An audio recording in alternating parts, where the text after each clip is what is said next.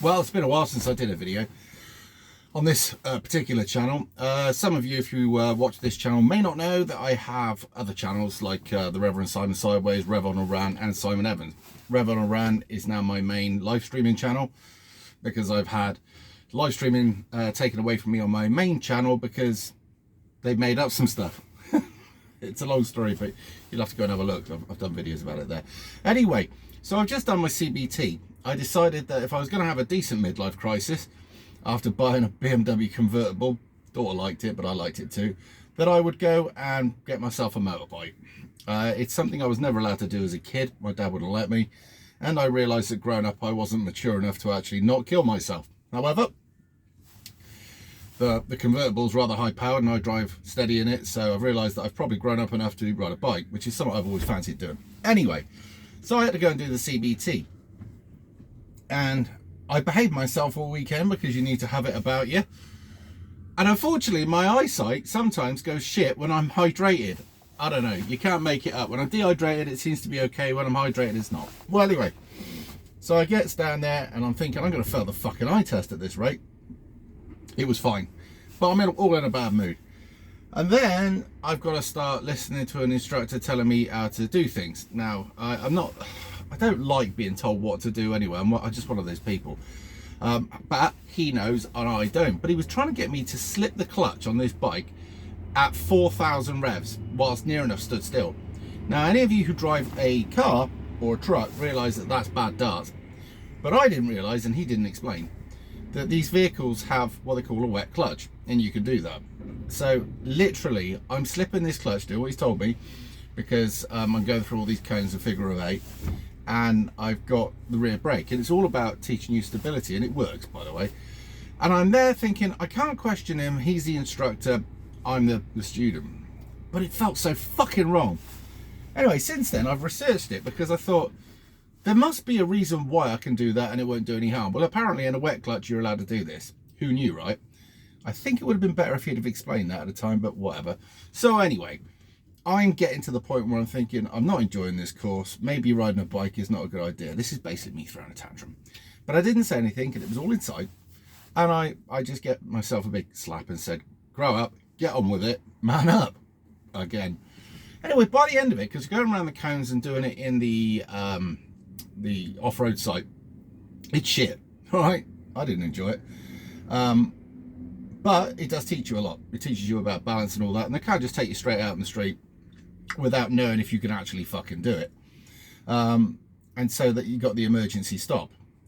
Apparently you've got to be progressive with your brakes, because if you just dive on the brakes, you'll lock the front wheel up, and that's about load on the tire. Now, as your tire loads up, my understanding, although he didn't explain it the same way, is, say for instance you've got a circular tire like that, as you start to load up, more of the tread will then become in contact with the road. So if your braking is progressive and then you slowly start to add the weight, it was not slow, but you know what I mean, you're not poof on the brakes, that you'll load up the tire and the tire will grip more. And it's a lot more to the front tire than it is at the back, otherwise you lock up, as I found out, which is not good. But yeah, it's good. And then you end up going out on the road, and that's when you actually have some fun. Although it's different. Driving a truck, you'd think that was hard. It's not, because I'm used to it. Driving or riding a bike, it doesn't come normal because I've not done it. But I'm committed to getting this bike license because I've already bought a bike to make sure that I have to go through and get a license. So I bought a 54 plate Suzuki Bandit. 600, one owner from new. He was a 60-year-old that had it for 20 years, full service history, 18,000 miles, and towards the end it was doing like 50 miles a year or whatever. So then some other bloke got hold of it, stripped it down as a foreigner. He said I just needed to get away from the wife, so stripped it down, painted it up, made it all look pretty, changed seals and done all sorts. Picked up the bike and my mate rode it back for me. And then it started to ride like a bag of shit. Well, it had been parked up for ages and the carbs had got blocked and one of the screws for the air, don't know what that means, had come out. So anyway, sent that in, got that fixed. The bike rides beautifully. Tyre pressures were low, 17 in the front, 21 on the back, so that's why he said it rode a bit funny. So that's sorted and we're ready to go basically.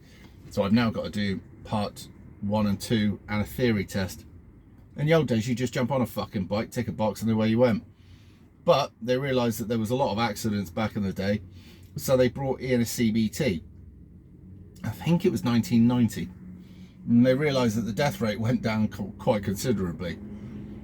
It's teaching you to keep looking over your shoulder all the time, whichever way. So, for instance, you're indicating that way, your mirrors, you indicate, then your lifesaver.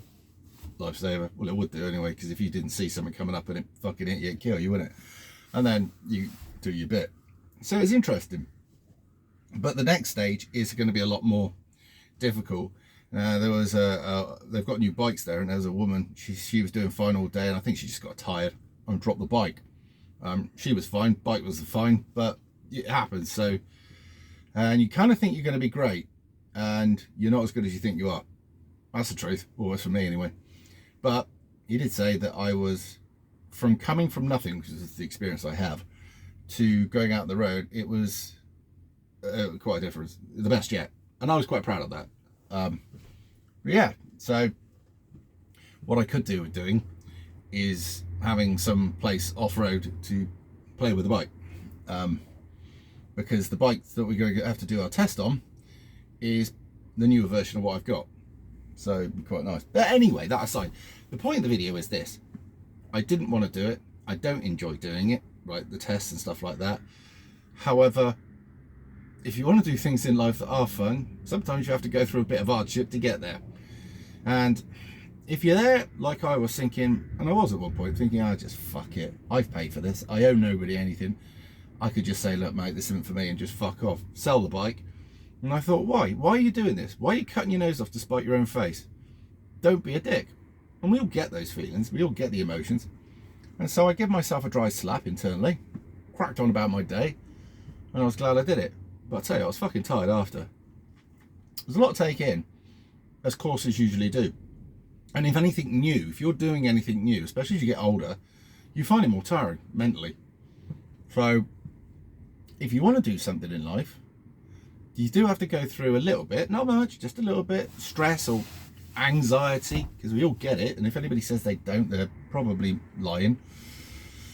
But you have to go through it to come out the other side and enjoy the benefits of that training. And I have to say, I'm glad I did the training. I learned a lot from it, and the next level of training will be even better, and the next level, and then after that, once I've passed my test, there is an advanced motorbike riding course, which I'm going to have a look at as well, because you can't get enough training, I don't think. I'm one of these that I don't think I'm ever going to be that fast on a bike, and I don't want to be either. If you want to go on, I'll see you, I'll meet you there.